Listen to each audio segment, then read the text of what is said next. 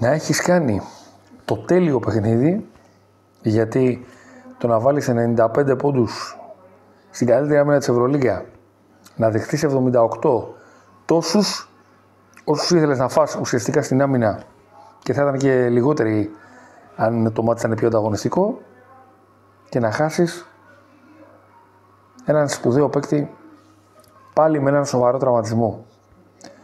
Ο Κίναν Έβανς λοιπόν υπέστη ρήξη αχίλιου τένοντα, στον αριστερό αχίλιο τένοντα, και δυστυχώς ο Ολυμπιακός τον χάνει για όλη τη σεζόν. Μια πραγματικά πάρα πολύ άτυχη στιγμή. Ό,τι και να πεις είναι λίγο.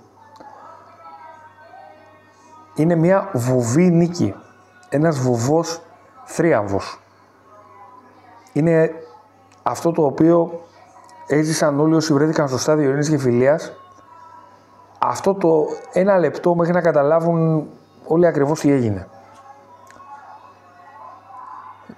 Από το θρίαμβο και την αποθέωση στο βουβό πράγμα που σου φέρνει ένας τέτοιος τραυματισμός. Ο Αμερικανός τραυματίστηκε μόνος του και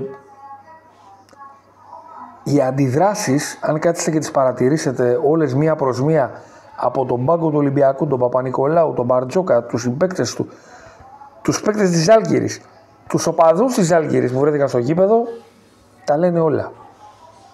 Είναι ένας πίνακας, αν μπορούμε να το πούμε έτσι, που βγάζει όλο αυτό το no way. Δύο λέξεις που παρακολουθώντας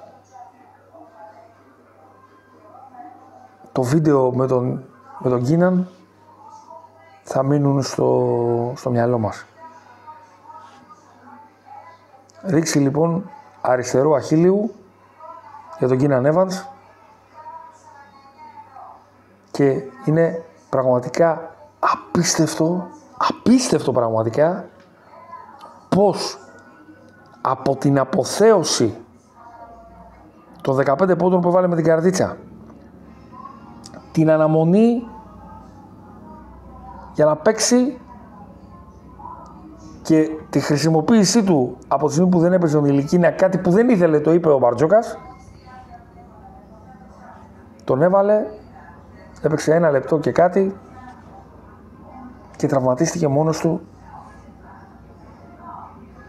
Είναι πραγματικά απίστευτο, είναι συγκλονιστικό, είναι... Δεν ξέρω τι μπορείτε να πείτε, αν αναφέρετε, για ένα παλικάρι που είναι τόσο άτυχος, πώς τα φέρνει η ταναπού η ζωή. Στο καλύτερο παιχνίδι φετινό του Ολυμπιακού, με την ισορροπία, με το καλό μάτς, με Τάιλερ να βάζει 30 πόντους, να δέχεται 78 πόντους, να παίζει μπασκετάρα ο Ολυμπιακός, εκεί αυτή η τάνα, η τύχη, να μην δώσει την ευκαιρία λίγο ρε που στην αχαρή. Έτσι λίγο να πεις για το γαμότο.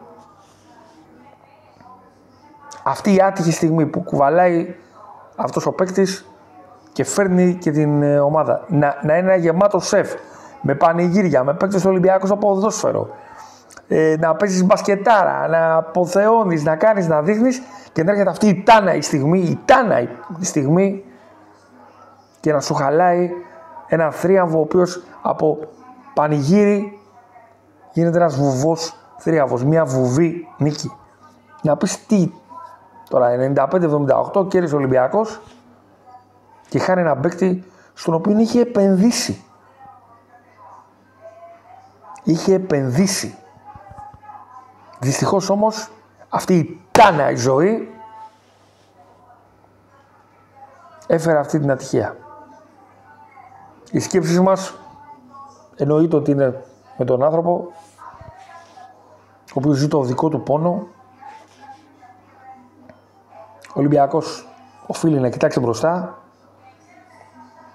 αλλά αυτό που θα μου μείνει πάνω απ' όλα, και το μοιράζομαι έτσι μαζί σας εδώ στο Avra Official, καλοί μου φίλοι, είναι αυτό το βουβό πράγμα που είδαμε. Για μένα ήταν λες και ήταν 5 λεπτά, ενώ ήταν δευτερόλεπτα. Πέφτει κάτω ο Κίναν, καταλαβαίνει ότι κάτι δεν πάει καλά και αυτομάτως βλέπεις τις αντιδράσεις,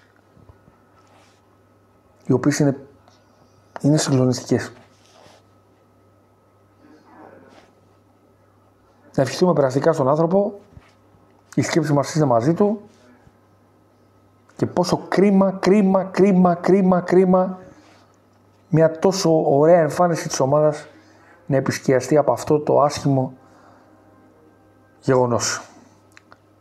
Stay strong, Keenan. Stay strong. Και ακόμα πιο συγκλονιστικό είναι ότι σχεδόν αμέσως πολλοί αντίπαλοι παίκτες, ο Λεσόρ, ο Τζέιμς, ομάδες όπως η Μονακό, η Ζάλγκιρις, που πέρασε και αρκετό κομμάτι της καριέρας του, τον στήριξαν. Stay strong, Keenan. Stay strong as you can, man.